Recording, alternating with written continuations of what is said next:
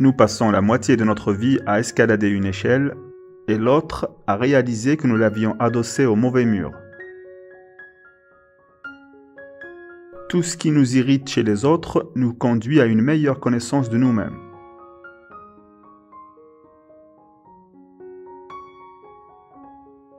Ce qu'on ne veut pas savoir de soi-même finit par arriver de l'extérieur comme un destin.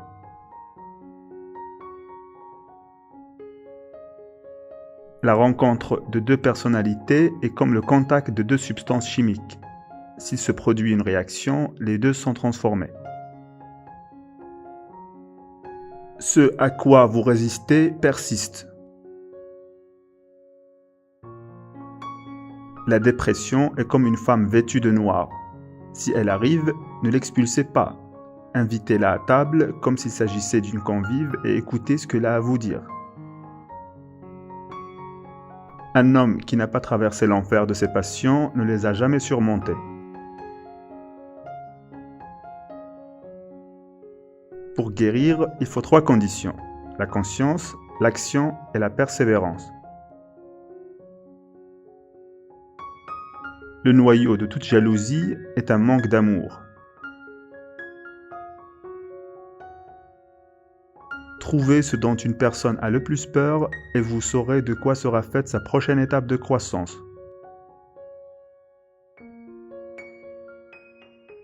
Les plus belles vérités du monde ne servent à rien tant que leur teneur n'est pas devenue pour chacun une expérience intérieure originale.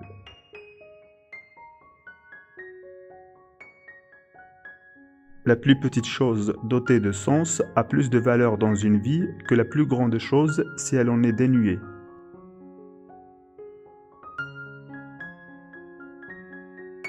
Les enfants sont éduqués par ce que l'adulte est, non par ses bavardages. Le rêve est la petite porte cachée dans le sanctuaire le plus profond et le plus intime de l'âme, qui s'ouvre à la nuit cosmique primordiale qu'était l'âme bien avant qu'elle devienne un esprit conscient.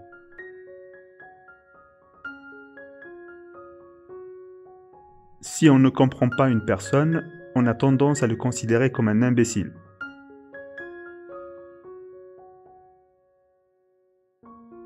En se confrontant avec l'inconscient, le moi se transforme.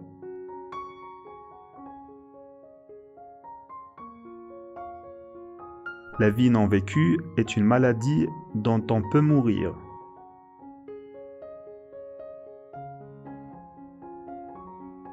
Réfléchir, c'est difficile. C'est pourquoi la plupart des gens jugent.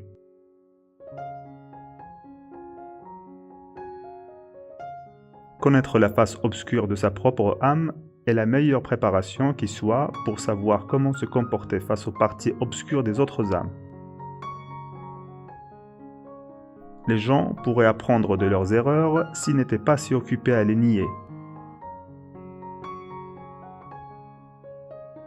Les crises, les bouleversements et la maladie ne surgissent pas par hasard. Ils nous servent d'indicateurs pour rectifier une trajectoire, explorer de nouvelles orientations, expérimenter un autre chemin de vie.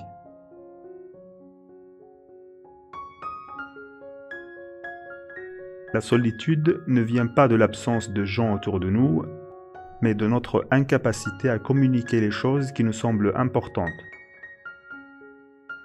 Ceux qui n'apprennent rien des faits désagréables de leur vie forcent la conscience cosmique à les reproduire autant de fois que nécessaire, pour apprendre ce qu'enseigne le drame de ce qui est arrivé.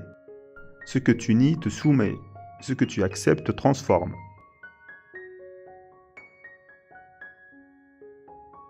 Tu n'y verras clair qu'en regardant en toi. Qui regarde à l'extérieur rêve, qui regarde en lui-même s'éveille.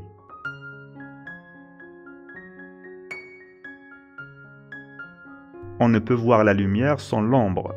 On ne peut percevoir le silence sans le bruit. On ne peut atteindre la sagesse sans la folie.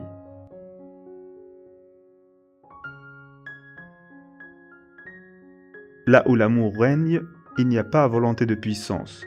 Et là où domine la puissance, manque l'amour. L'un est l'ombre de l'autre.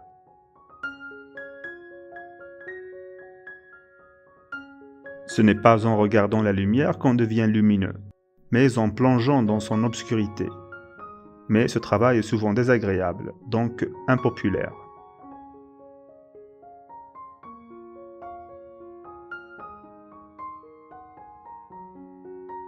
Tu veux un monde meilleur, plus fraternel, plus juste? Eh bien, commence à le faire.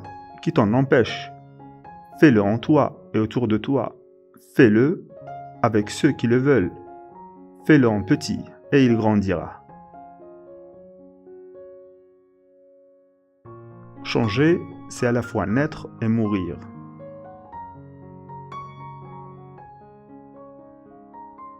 En chacun de nous existe un autre être que nous ne connaissons pas.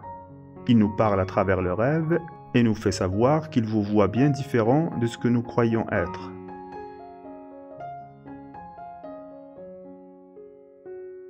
Qui regarde à l'extérieur rêve, qui regarde à l'intérieur s'éveille.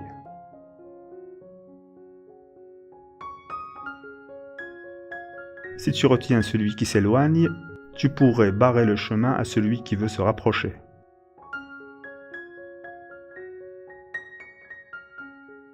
L'humanité souffre d'une immense carence introspective.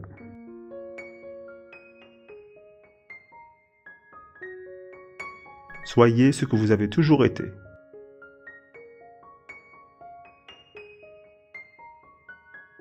Et puis, qui donc de nos jours a la parfaite certitude de ne pas être névrosé?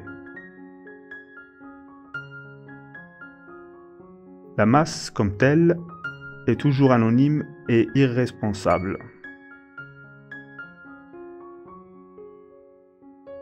Ce qu'on appelle la vie n'est qu'un bref épisode entre deux grands mystères, qui n'en font en fait qu'un seul. L'État s'est mis à la place de Dieu, et c'est pourquoi, dans cette optique, les dictatures socialistes sont des religions au sein desquelles l'esclavage d'État est un genre de culte divin.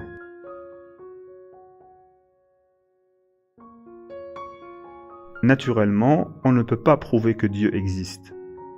Comment une mythe qui se nourrit de laine d'Australie pourrait-elle démontrer à d'autres mythes que l'Australie existe ?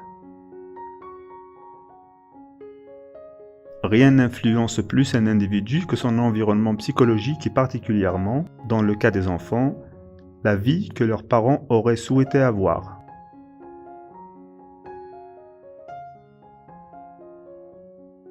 L'amour rend aveugle, le mariage rend la vue et le divorce vide les poches. La psychanalyse s'arrête quand le patient est ruiné.